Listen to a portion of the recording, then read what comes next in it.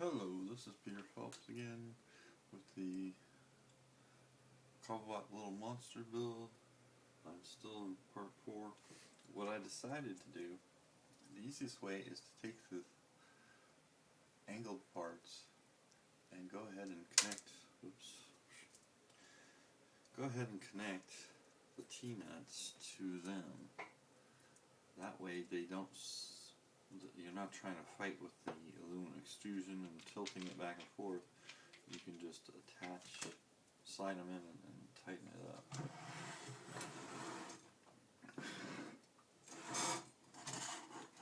There we've got our parts. So I went ahead and you slide in on one of these 20 by 60s, one of the other motor we had in a bracket. And then we have the two, I've got the two parts for that. And then on the other side, we took the one that had the bearings. This is the wheel bearing. Stuck it in the middle rail, or the other was one on the two top rails. And then we can slide our angle into the bottom. Oops. To the bottom, if it will cooperate.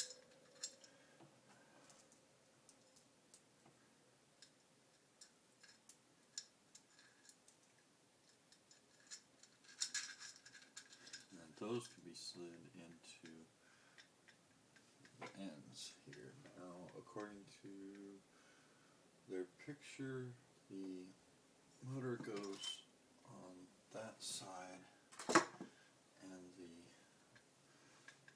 little bearing one goes on this side. I haven't taken the bearing down yet. I might tighten it a little bit so I can get it to go into the, so it's not just hanging off of it. This way we can adjust where these should be going. They slide into here.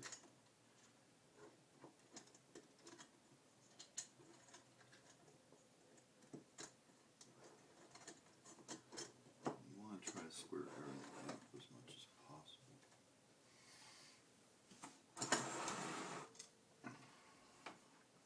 Now I have a better idea of it. I wonder if that should go right up against that.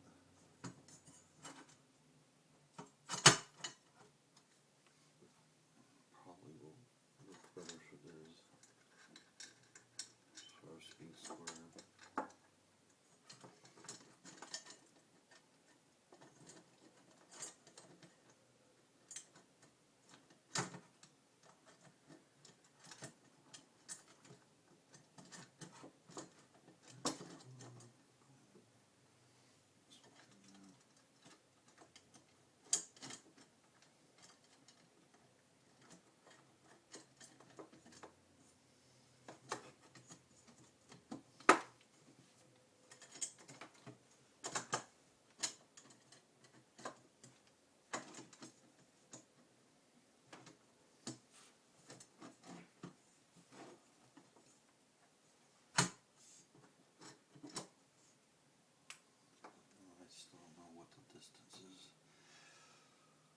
For a precision machine, you should have had measurements and marks and stuff that could easily be done, but this doesn't, so you have to assemble it and guess.